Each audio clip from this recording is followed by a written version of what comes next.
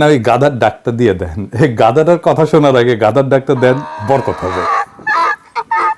ফখরুল ইসলাম আলমগীর সাহেব যে বলেছেন যে রাজনৈতিক দলকে নিষিদ্ধ করার আমরা কারা, এই যে প্রশ্ন তুলেছেন, আমি এটির সাথে একমত। এমনকি ছাত্রলীগকে আপনার নিষিদ্ধ করার পর, কাগজে নিষিদ্ধ করার পর সেটির বিরুদ্ধে তারা বক্তব্য দিয়েছেন, আমি তাদের এই বক্তব্যের সাথে একমত। এবং অবশ্যই গণতন্ত্র পুনরুদ্ধারের জন্য যদি প্রয়োজন হয় আমরা বিএনপির সাথে অবশ্যই একযোগে কাজ করতে আমরা তৈরি আছি। সে বলতেছে বিএনপির সাথে কোনো কোনো ক্ষেত্রে একমত, আরো বলতেছে বিএনপির সাথে তারা গণতন্ত্র পুনরুদ্ধারের আন্দোলন করবে, তারা বিএনপির আওয়ামী লীগকে নিষিদ্ধ করার পক্ষে না। মির্জা ফখরুলও বলছেন রাজনৈতিক দলকে নিষিদ্ধ করার আমরা কারা, আপনারে তো নিষিদ্ধ করতে কয় নাই, আপনি কইরেন না, অন্যদেরকে করতে বাধা দিচ্ছেন, মানে আপনারা আওয়ামী লীগের পক্ষে, ঠিক কিনা? আবার জাতীয় পার্টিও নিষিদ্ধ করার দাবি নাকি চক্রান্ত, তবে উনি কখন কি বলতেছেন সেটা কোনো হিসাব থাকে না। তাই উনি একটা কথা বললে তারপরেই উনার কথা, নিজের কথাকে উনি কন্ট্রাডিক্ট করতেছেন। উনি বলতেছেন রাজনৈতিক দলকে নিষিদ্ধ করার আমরা কারা, তাই না? আবারও দেখেন এই নিউজে কইতেছে রাজনৈতিক দলকে নিষিদ্ধ করার আমরা কারা, জনগণ সিদ্ধান্ত নেবে। মানে এই বিষয়ে ওনারা কথা বলার কেউ না, তাই না? এই ব্যাপারে ওনাদের কোনো মত নাই, তাই তো? আবার দেখেন কি বলতেছেন, রাজনৈতিক দল নিষিদ্ধ চায় না বিএনপি। এখানে কিন্তু জনগণ নাই, জনগণ বাদ চলে গেছে, ওটা বিএনপি দিয়ে প্রতিস্থাপিত হয়েছে। তার মানে বিএনপি রাজনৈতিক দল নিষিদ্ধ চায় না, একবার জনগণের কাঁধে চাপাই দিল, আমরা কারা নিষিদ্ধ করার, এটা জনগণ করবে। আবার তার নিজের দল বলতেছে আমরা নিষিদ্ধ চাই না, জনগণ নাই। তার মানে আপনি তো নিষিদ্ধ চান না, তাই না? মানে আপনার শক্ত মত আছে, সেটা আওয়ামী লীগের পক্ষে, তো স্বীকার করতে হবে। শুধু তাই না, ছাত্রদল হয়ে উঠছে ছাত্রলীগের পুনর্বাসন কেন্দ্র। দেখেন ছাত্রলীগের চিহ্নিত গুন্ডারা ছাত্রদল হয়ে মিছিল করতেছে। হ্যাঁ ভাই, আপনাদের লজ্জা লাগে না? আরো আছে বিএনপির মাহমুদ্দিন খোকন, সিনিয়র নেতা গলে, আইনজীবী নেতা, সুব্রত চৌধুরী, কামাল হোসেন, তারপরে সৈয়দ আনোয়ার হোসেন, যে ইতিহাস বিকৃতিকারী এবং আওয়ামী লীগের 1 নাম্বার লেসপেন্সার, লুকাইছিল কলে, আবার সরব হচ্ছে। এখন বলতেছে অনির্বাচিত সরকার সংবিধান সংশোধন করতে পারে না। অনির্বাচিত সরকার কোন সংস্কার করতে পারে না। মাহমুদ্দিন খোকনও কি কয় শুনেন। যে সরকার আসে তাদের সুবিধা মতো প্রয়োজনে তার সংবিধান সংশোধন করে কেন? যে পবিত্র দলিল, জি পারে না, সেজন্য আমরা এটা ছুঁড়ে ফেলে নতুন সংবিধান রচনা করতে চাইছিলাম। আপনারা বুড়া খ্যাটাসগুলো বাধা দিলেন কেন? বালের একটা সংবিধান বানাইছেন, তাও টুকলি ভাই কইরা, তাই নিয়ে ভাবেই আম্বিয়া হাসিনার ছবি মাটিতে ফেলায় মুতে দিছিল না ছাত্ররা, ঘিরা ধইরা, দেখেছেন না? ওই সংবিধান মাটিতে ফেলায় মুতে দেওয়া হবে, বেশি সংবিধান যেটি সংবিধান নিয়ে মিটিং চুদাবে গুড়া খাটাসগুলা, সেটি যা ধরবেন সবাইকে, এইগুলা না থামাইলে চলতেছে না। আবার কেমন ফাজলামি দেখেন, কয়ে রাখি, জামাতের আমির কইছিল যে আমাদের সংবিধান রচিত হয়েছিল ভারতের মাটিতে। এটা প্রতিবাদ করেছে কে? সংবিধান প্রণয়ন কমিটির পরিবার সদস্যরা, বুঝেছেন? কোন রাজনৈতিক দল না, কোন গ্রুপ না, যারা সংবিধান লিখিছে, টুকলি ভাই করেছে, তার পরিবারের সদস্যরা। হ্যাঁ বুঝছে, কোটা, পরিবার কোটা। এই সংবিধান কি পারিবারিক সম্পত্তি নাকি রে বালছিন? ফাজলামি এগুলা। হাসিনা যেমন বাংলাদেশকে পারিবারিক সম্পত্তি বানাইছিল, এরাও সংবিধানকে পারিবারিক সম্পত্তি বানাইছে। তো এই পারিবারিক সম্পত্তিকে কেন দেশের জনগণকে টেনতে হবে? যাই হোক, ফিরে আসি আওয়ামী রাজনীতির পুনর্বাসন প্রসঙ্গে। কেন বিএনপি আওয়ামী রাজনীতির অবসান বা নিষিদ্ধ চায় না, এমনকি চায় পারলে তাদেরকে পুনর্বাসন করে? এইখানে বিএনপির রাজনীতিটা কি? রাজনীতির একটা গুরুত্বপূর্ণ অংশ হইতেছে শত্রু চিহ্নিত করা। আপনারা দেখবেন অনেকে আমার সম্পর্কে অনেক কিছু বলে, আমি তাদের কিছুই বলি না, তার মানে আমি তাদেরকে শত্রুর মর্যাদা দেই না। আবার কেউ কিছু না বললেও আমি তাদের শত্রু বানাই দিই, তাই না? হ্যাঁ, আমার হয়তো কিছুই বলে নাই সে, বা সে আমার সাথে শত্রুতামূলক আচরণও করে নাই। ধরেন আমি প্রফেসর ইউনূসের প্রেস সচিব শফিকুল আলম রে গণশত্রু বলছি, তাই না? হ্যাঁ, গণশত্রু একটা সিল মেরে দেন, হ্যাঁ দেন না, মেরে দেন, না কই দেন না, মেরে দেন, দেন দেন দেন দেন না, মেরে দেন, না কই দেন না। হ্যাঁ হয়েছে। যাই হোক, সেগুলো আমাকে কিছু কয় নাই, আমাকে সম্মান কই দেয়, কথা কয়, কিন্তু আমি তারে বলছি কারণ সে আমার চিহ্নিত শত্রু। প্রথম আলোর পক্ষে দাঁড়াইছে, প্রথম আলো কিন্তু আমার পিছে আঙুল দেয় নাই কলে। আমার ব্যক্তিগতভাবে আমার কোনো সমস্যা নাই, কিন্তু প্রথম আলোর ডেইলি স্টারে আমি রাজনৈতিক শত্রু ঘোষণা করছি, এটাই রাজনীতি।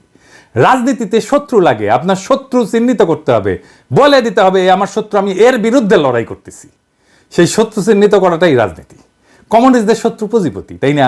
আওয়ামী লীগের শত্রু জামাত বিএনপি, বিজেপির শত্রু মুসলমান, ইন্ডিয়ার শত্রু পাকিস্তান, বাঙ্গু সুশীলদের শত্রু পিনাকি। ঠিক ধরেছেন, ঠিক আর কি, বুঝছাও? তো এখন যেমন আওয়ামী লীগ চাইতেছে শত্রু হিসাবে বিএনপি যেন তাদেরকে সিলেক্ট করে, তাদেরকে পছন্দ করে, এবং বিএনপিও সেটাতে সাই দিতেছে মনে হইতেছে। এমনকি হাসিনার হাতে বিএনপির হাজারো শহীদ, তার রক্তকেও বিএনপি আমলে নিতেছে না। এটার মাঝে যা কি, কেন বিএনপি এটা করতেছে? এটা বুঝতে হলে বাংলাদেশের রাজনীতির ন্যারেটিভ দিয়ে বুঝতে পারবেন না। এইটার বুঝতে হলে কালচারাল, ক্লাস, ইডিওলজি এগুলো দিয়ে বুঝতে হবে। কমিউনিস্টরা এটা ভালো বুঝে আর কি, কমিউনিস্টরা বলে শ্রেণীর রাজনীতি। আসলে আমরা বুঝেনি কমিউনিস্টের আইডিওলজির জন্য, কমিউনিস্টদের ভোকাবুলারির জন্য, ওদের বাক্য জন্য এটা ফেলাই দিয়ে না, বোঝার জন্য কাজে লাগে কিন্তু ওদের অ্যানালাইসিসের পদ্ধতি। আওয়ামী লীগ আর বিএনপির মধ্যে তফাৎ কি আছে? কোনো তফাৎ, খুব বড় কোনো তফাৎ আছে? না, নাই। মোটা দাগে বিএনপি আর আওয়ামী লীগ একই ক্লাস, একই ধরনের লোক করে। মানে যে আজকে আওয়ামী লীগ করেছিল সে যদি কালকে যে বিএনপি করে, খুব বেশি অসুবিধা হবে না। কলে অ্যাটলিস্ট লিডারেরা একই ক্লাস। সেজন্য দেখেছেন তো ছাত্রলীগ ছাত্রদলের মধ্যে ঢুকে গেছে, এমনকি ছাত্রলীগ ছাত্র ইউনিয়নের মধ্যে ঢুকে গেছে। কমিউনিস্টদের ভাষায় এটা শ্রেণী, মানে ক্যাপিটালিজমের পক্ষে তারা, পুঁজিবাদের পক্ষে, তাই না? মুক্তিযুদ্ধের পক্ষে, ওয়েস্ট ঘেঁষা, পশ্চিম ঘেঁষা, ভারতের সাথে সম্পর্ক রাখার জন্য দেওয়ানা, আরবান এলিট মানে শহুরে এলিট, মধ্যবিত্ত, liberal secular bourgeois party. Liberalism কি সেটা তো আমি বলছি আগের এপিসোডে, ট্রাম্পকে নিয়ে বলছি, তাই না? আর কি বলবো? ধরেন হাসিনার শাসন চলে যাওয়ার পরে যারা বিভিন্ন জায়গায় চান্দাবাদী জগলদারি করতো সেগুলো কারা নিছে শুধু আপনারা জানেনই, আমি ওইগুলো বলে তিক্ততা বাড়াইতে চাই না। তাহলে বুঝেছেন তো এই দুইটা আওয়ামী লীগ আর বিএনপি একই ধরনের লোকজন করে কলে, বুঝছাও? এই দুইটা হইতেছে মেলায় হারায় যাওয়া দুই ভাই আর কি। হ্যাঁ, তো এখন বিএনপির ডর, এটা বিএনপির ডর শুধু না, এটা ভারতেরও ডর, ভয়, এবং আমেরিকার পশ্চিমেরও ভয়। সেটা হইতেছে ইসলামপন্থীরা এরা উঠে আসতেছে, আর যদি সাথে লীগ না থাকে বিএনপি এটা একলা সামলাতে পারবে না। তো এটা দেখে আমার সেই জিয়ার আমলের একটা কথা মনে পড়তেছে। আওয়ামী লীগ তো 1975 সালে শেষ হয়ে যায়, কিন্তু ওই সময় 1975 সালে পরে জিয়াউর রহমানও আওয়ামী লীগকে তার পলিটিক্যাল এনিমি হিসেবে, শত্রু হিসেবে সিলেক্ট করছিল। কেমনে জানেন? তখন তো বিএনপি অবশ্যই জিততো, বিরোধী দল হয়তো খন্দকার মোস্তাকের পার্টি, কিন্তু মুস্তাককে জেলে নেওয়া হয়। মুস্তাক কিন্তু খুব সৎ মানুষ ছিল, সৎ রাজনীতিবিদ ছিল, খুবই ন্যাশনালিস্ট একজন ভালো মানুষ ছিল, বুঝছাও? ওরে 76 সালে জেলে নেয় জিয়াউর রহমানের সরকার, সার্কিট হাউসের কাপ প্লেট চুরির অভিযোগে, মানে তার কিছুই পায়নি। এটা সারা হয় 78 সালে 16 ডিসেম্বর উপলক্ষে। তার 7 সপ্তাহের মধ্যে নির্বাচন অনুষ্ঠিত। নির্বাচনের উনি দল গুছাবেন কখন? জেলে দল গুছাবেন কখন আর নির্বাচন করবেন কখন? খন্দকার মুস্তাক যেন দল গঠন করতে না পারে সেজন্যই তাকে 76 সাল থেকে জেলে নেওয়া হয়। জাসদের মূল নেতাদেরকেও জেলে রাখা হয়। জাসদ 8টা আসন পাইছিল, 39টা আসন পাইয়া আওয়ামী লীগ বিরোধী দল হয়। খন্দকার মুস্তাক যদি বেড়ে থাকতো না তাহলে কলে আওয়ামী লীগ বিরোধী দল হইতে পারতো না। খন্দকার মুস্তাক দল করে নির্বাচন করতে পারলে আওয়ামী লীগের অবস্থানটাই উনি নিতেন। কারণ কি? আওয়ামী লীগের ভোটের বেশিরভাগই তো উনি পাইতেন। উনি তো আসলে আওয়ামী লীগার। উনার ভোটারেরা মুসলিম লীগকে ভোট দেয়, 20টা আসন পায় মুসলিম লীগ ওই নির্বাচনে। তারপরে তো হাসিনারে নিয়েই আসলো জিয়াউর রহমান। তারপরে লীগ আরো বড় দল হইতে তো সাহায্য করছে, এটা তো বিএনপি সাহায্য করছে। জিয়াউর রহমান যা করছিল সেটার কিছু ব্যাখ্যা আছে কেন করছিল। কারণ তখন কিন্তু ইসলামপন্থীরা ছিল না, এখনকার মতো শক্তিশালী ছিল না। ওই সময় শক্তিশালী ছিল কারা? যারা বাম রাজনীতি করত, আর পাকিস্তানপন্থী কিছু দলটল ছিল আর কি। মুসলিম লীগও তখন শক্তিশালী ছিল। এই দুইটারে মোকাবেলা করতেই আওয়ামী লীগকে সিলেক্ট করছিল জিয়াউর রহমান তার দুশ্মন হিসাবে, তার শত্রু হিসাবে, তার রাজনৈতিক শত্রু হিসাবে। এই কারণে জিয়ার এই সিদ্ধান্ত আমাদের সমালোচনা করার সুযোগ কম। কারণ বাকশাল উৎখাতের পরে বড় লিবারাল ডেমোক্রেটিক পলিটিক্যাল পার্টি তো ছিল না, বিএনপি মাত্র পয়দা হয়েছে। আর লীগের খারাপরা তো মরছে, পলাইছে, তাই না? আর জিয়া কেমনে বুঝবে যে হাসিনা তার বাপের চাইতেও খারাপ হবে, তাই না? তো বুঝতে পারে নাই। সেই জামানায় জিয়া রহমান যে চিন্তা করছিল, যে পলিসি নিয়েছিল, সেইটা আজকার বিএনপির চিন্তারে হালাল করতে পারে না। কারণ এখনকার পলিটিক্যাল সিচুয়েশন এমন যে আওয়ামী লীগের পলিটিক্যাল জমিন দখল নিতে ছাত্ররা আছে তো। আর ইসলামপন্থীদের ব্যাপারে বিএনপি যে হিসাব করে, ওয়েস্ট যে হিসাব করে, এমনকি ইন্ডিয়া যে হিসাব করে, সেই হিসাবটা ভুল। কেন ভুল এটা একটু বুঝায় কই। আমি জামাত নিয়ে কথা বলি। জামাত তো সবচেয়ে সংগঠিত ইসলামপন্থী দল, তাই না? ভোট আছে, ভোট করছে। জামাত একটা লিবারেল বুর্জোয়া ডেমোক্রেটিক দল।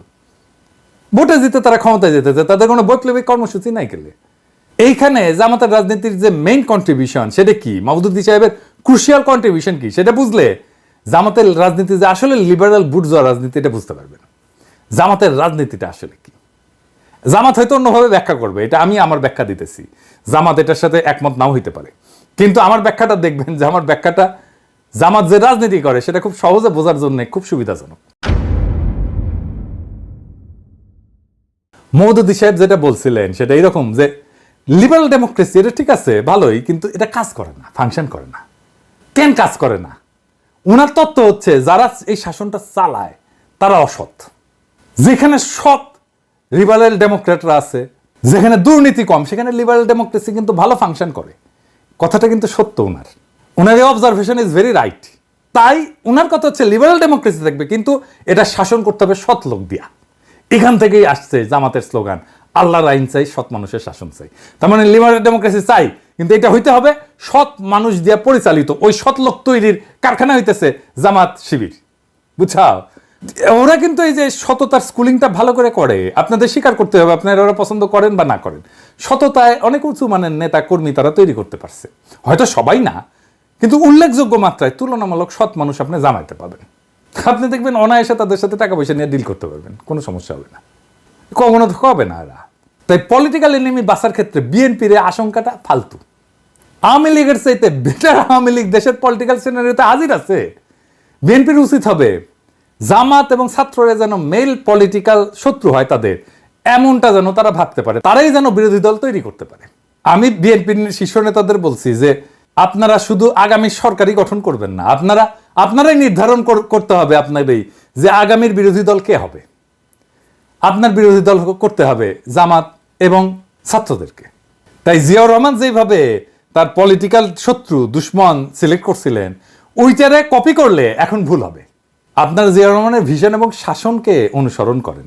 পলিটিক্যাল দুশ্মন উনি কারে সিলেক্ট করছিলেন সেটারই যদি কপি করতে যান তাহলে আমসলা দুইটাই যাবে। এবার আসেন দেখি ছাত্রদের নিয়ে বিএনপি রীতিমতো তো যুদ্ধে নামছে। ছোটখাটো নেতারা কইলে কথা আছিল, কিন্তু বড় নেতারা কথা কইতেছে। এই যে কথা কইতেছে এটা কিন্তু বিরোধী দল বানানোর কেচ্ছা না, এটা বড় কিছু। সেটা কি আমরা পরে দেখবো, তার আগে আমরা দেখে নেই মির্জা আব্বাস কি বলছে। আমরা ওদেরকে শুধু একটু বলতে চাই যে বাবা তোমরা যাই করতেছো একটা কথা মনে রাখো, বাবার আগে যদি ছেলে হাঁটে তাহলে কিন্তু ওই দেশ এবং ওই জাতি কিন্তু শেষ। এই কথাটা এরকম মনে রাখতে হবে। বাবাকে আগে হাঁটতে দাও, পরে তোমরা হাঁটো। বাবার কাছ থেকে শেখো কিভাবে হাঁটতে হয়, কোন রাস্তায় যেতে হয়, কিভাবে কথা বলতে হয়, শিখে নাও। বলে ফেললেন সংবিধান সংশোধন করে যাবে। আপনারা সংবিধান সংশোধনের জন্য সাজেশন দিতে পারেন, সংবিধান সংশোধন করার জন্য আপনারা কি? উনি বলতেছেন ছাত্ররা বাপদের চাইতে সামনে আগায় গেলে নাকি দেশ ধ্বংস হয়ে যাবে। এটা কেন বললেন সেটা আমাদের বুঝে দেখা দরকার আছে। আসেন সেটা একটু বুঝে দেখি। প্রথমত আমি ওনার প্রতি শ্রদ্ধা রেখেই বলতেছি, বিনয়ের সাথে। মির্জা ভাইকে আমি খুবই পছন্দ করি। উনি আমার সাথে নানা সময় কথাবার্তা বলেন এবং ওনার সাথে আমার যোগাযোগও আছে। কিন্তু এটা আমি বলতে বাধ্য হইতেছি যে সমাজ সভ্যতা সম্পর্কে আপনার এই বক্তব্য এটাই বুঝাইবে যে সমাজ সভ্যতা এগুলো অগ্রসর হওয়া সম্পর্কে আপনার আন্ডারস্ট্যান্ডিং খুব দুর্বল। সন্তানকে তো বাপের চাইতে আগায় থাকতে হবেই। বাপের চাইতে সন্তান স্মার্ট, অগ্রসর, মেধাবী, কর্মঠ না হইলে সমাজ সভ্যতা আগাইবে কেমনে? আব্বাস ভাই আপনারে কই, দুনিয়াতে দুইটা পরাজয় গৌরবের, একটা ছাত্রের কাছে পরাজয় আর একটা সন্তানের কাছে পরাজয়। আপনার পোলা যদি আপনারা পরাজিত করে ফেলেন, এর চেয়ে বড় গৌরব তো পিতা হিসেবে আর কিছু হইতে পারে না রে ভাই। আপনি তো নিজে বলছিলেন 28 অক্টোবর মৃত্যু ভয়ে দাঁড়াইতে পারেন নাই, বলেন নাই, অন্যরকম হইতো সিনারিও। কিন্তু আজ যারা মৃত্যু ভয় উপেক্ষা করে একটা বিজয় ছিনে আনলো, তাদের সাথে আপনি লড়াই করতেছেন, এদিকে আপনার মানায়? এই লড়াইয়ে তো আপনি জিততে পারবেন না। আপনি কোনোদিন তরুণদের সাথে জিততে পারবেন না, এটা মাথায় রেখেন। আপনি যত সিনিয়র হন, যত অভিজ্ঞ হন, আপনি তরুণদের সাথে জিততে পারবেন না। ছাত্রদের সাথে হেড অন কলিশনে যান না, এটা অনর্থক। কিন্তু কথা হইতেছে উনি কেন ছাত্রদের নিয়ে এরকম কথা বললেন? ছাত্র জনতা তাদের সর্বোচ্চ শক্তি, সাহস এবং বিপ্লবীপনা দিয়া জুলুমের প্রতিরোধ করছে এবং হাসিনার মতো একটা দানবরে উৎখাত করছে, ফ্যাসিবাদী দানবরে। এমনকি এই যে আইন ব্যবস্থা তৈরি করছিল সেটাকে উৎখাত করছে। পুলিশ মারা গেছে, প্রতিরোধ যুদ্ধে নিহত হয়েছে, অনেক পুলিশ মারা গেছে। জনগণ দেখাই দিছে যে সার্বভৌমত্ব, জনগণের ক্ষমতা, এটা সংবিধানে থাকে না, গণভবনে থাকে না, জাতীয় সংসদে থাকে না, কোথাও লেখা থাকে না। এমনকি মির্জা আব্বাসের বলা ওই যে কথাটা আছে না, যে সংবিধান কি এটা রাফখাতা, এটা মুছে ফেলবো, আসলেই রাফখাতা সংবিধান। কারণ সংবিধান তো সার্বভৌম না, ক্ষমতা হচ্ছে জনগণ, জনগণ সার্বভৌম। জনগণ না চাইলে রাষ্ট্র শাসন করার ক্ষমতা কারো নাই। এমনকি পুলিশ যদি জুলুম করে জনগণ তাকে শাস্তি দিতে পারে, সেই শাস্তি কত নির্মম ভয়ানক হইতে পারে আমরা এটা দেখছি। মাইরে পা উপর দিকে তুলে টেঙ্গে রাখছে। বিচারপতি জুলুম করলে তারও বিচার করতে পারে। এই যে সত্য, এই যে বাস্তবতা, এইটা যারা পুরনো ব্যবস্থার রক্ষক তারা মানতে পারে নাই। বিএনপি মনে করতেছে যে জনগণ যদি আওয়ামী লীগকে এভাবে ধ্বংস করে ফেলতে পারে, বিএনপিকে ধরতে কয়দিন। তাই বিএনপি সংবিধান রক্ষা করতে চায়, সুপ্পুকে রক্ষা করতে চায়, আওয়ামী লীগকে রক্ষা করতে চায়। বাংলাদেশের ছাত্র জনতা কিন্তু এই বিএনপির দেখানো ঈদের পরের বিশাল আন্দোলনের অপেক্ষা করেছিল না। এমনকি আপনাদের বিএনপির নিজের দলের কর্মীরা অপেক্ষা করে নাই। তারা এই ছাত্রদের আহ্বানে পথে নামছে, কাতারে কাতারে জীবন দিছে। আপনারা তো ভুট্টো সাহেবের মতো রিয়ালিটি মানতে পারতেছেন না। রিয়ালিটি মেনে নেন। রিয়ালিটি হইতেছে 5টা, মেনে নিলে আপনাদেরই লাভ। কি কি? 1, আওয়ামী লীগকে নিষিদ্ধ করতে হবে। সুপ্পু সহ হাসিনার ফ্যাসিবাদী শাসনের অবশিষ্টাংশ দূর করতে হবে। 3, সংবিধান ছুঁড়ে ফেলে দিতে হবে। 4, ভারতীয় আধিপত্যবাদের বিরুদ্ধে স্পষ্ট অবস্থান নিতে হবে। 5, জনগণ শুধু ভোটের অধিকারের জন্য জীবন দেয় নাই, একটা নতুন রাষ্ট্রের জন্য জীবন দিচ্ছে, এটা মাইনে নিতে হবে।